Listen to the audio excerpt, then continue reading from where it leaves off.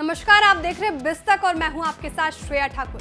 ज़िलिंगो Singapore का ये startup बर्बाद हो चुका है। इस स्टार्टअप के डूबने से न्यू एज कंपनियों पर सवाल खड़े हो गए हैं। ये न्यू एज कंपनी तेजी से आगे बढ़ती है और उससे ज्यादा तेजी से डूबने की कगार पर पहुंच जाती है। लेकिन सवाल ये है उन निवेशकों और क्रेडिटर्स का क्या होता है जो ऐसे स्टार्टअप्स में निवेश करते हैं या इनको फंडिंग करते हैं।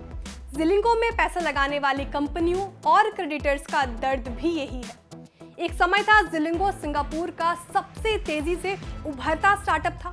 कंपनी की सीईओ अंकिता बोस सबसे युवा अरबपति। इसी युवा अरबपति की कारगुजारियों की वजह से आज ज़िलिंगो डूबने की कगार पर है। अब इस स्टार्टअप में पैसा लगाने वाले अपने पैसे वापस मांग रहे हैं। 100 से कर्मचारी नौकरी छोड़ चुके हैं। कंपनी के वजूद पर भी सवाल खड़े हो गए हैं। ज़िलिंगो में कई बड़े निवेशकों के $30 करोड़ की रकम लगी है। इसमें Temasek holding and Sequoia capital India जैसे बड़े नाम शामिल हैं। ज़िलिंगो के ऑफिस के बाहर इन दिनों पैसे वापस मांगने वालों की लाइन लगी है। कंपनी के बर्बादी की राह पर है। क्रेडिटर्स को पैसे डूबने का डर सता रहा है। बर्बादी के पीछे कई फैक्टर जिम्मेदार हैं। कंपनी की सीईओ अंकिता बोस के कामकाज पर भी सवाल उठ रहे हैं। कंपनी का मैनेजमेंट अंकिता बोस की कंपनी की बर्बादी के लिए जिम्मेदार मान रहा है। वित्तीय गड़बड़ी के आरोप लगाते हुए मार्च में अंकिता बोस को सस्पेंड कर दिया गया। बताया जाता है कि अंकिता के काम करने का तरीका हाई प्रोफाइल था। वो दुनिया भर में घूमती थी। हांगकांग से लेकर अमेरिका तक लेक्चर देने जाती थी। सेल्स बढ़ाने के लिए ज़िलिंगो अनोखे ऑफर लाती थी। उनमें $10 लाख के मोरक्को का प्रमोशनल टूर, ग्राहकों को लोन और अमेरिका में वक्त बिताने जैसे ऑफर शामिल रहे।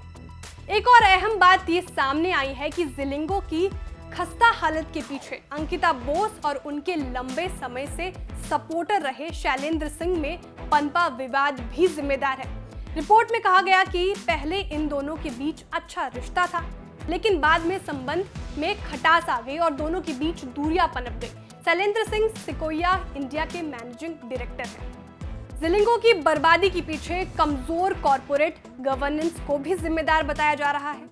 रिपोर्ट के मुताबिक ज़िलिंगो ने 2 साल तक अपना एनुअल रिटर्न दाखिल नहीं किया, जबकि सिंगापुर में कामकाज के लिए इसे जरूरी माना जाता है। एनुअल रिटर्न ना दाखिल करने के बाद भी वित्तीय गड़बड़ी की खबरों को और बल मिल गया। धीरे धीरे मामला इतना बढ़ा कि ज़िलिंगो ने अंकिता बोस को कंपनी से बाहर का रास्ता दिखाया।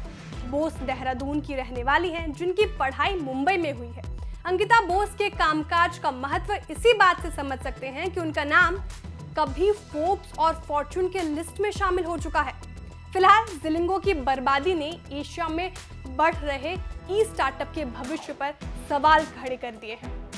आपको हमारा वीडियो कैसा लगा कमेंट करके जरूर बताएं। वीडियो को लाइक और शेयर करना ना भूलें। ऐसे ही वीडियो देखने के लिए बिस्तक को सब्सक्राइब करें।